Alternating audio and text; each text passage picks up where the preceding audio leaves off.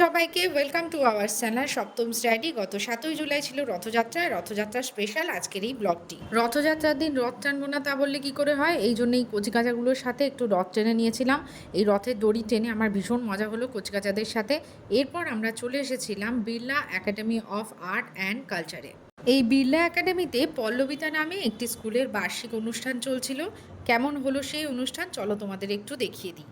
নিতাই যদি আমার নিতাই যদি ডাকতে নিতাই গৌর বলে নিতাই যদি ডাকতে নিতাই গৌর বলে নিতাই যদি যদি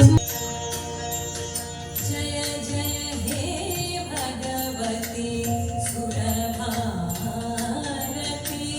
তব চরণো আমরা অনেক সময় ভাবি মোটা হলে নাচতে পারবো না, কিন্তু দেখো এখানে যিনি নৃত্য পরিবেশন করছেন কি অপূর্ব নেচেছেন।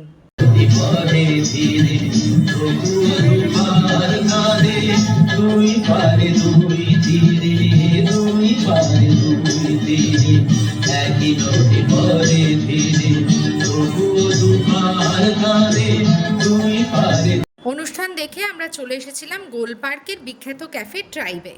আর এই ক্যাফেতে চলছিল আলতা বুটিকের এক্সিবিশন। দেখে নাও শাড়িগুলো কি সুন্দর না। রথযাত্রা মানেই দুর্গাপুজো এগিয়ে আসছে, কেনাকাটি করতেই হবে।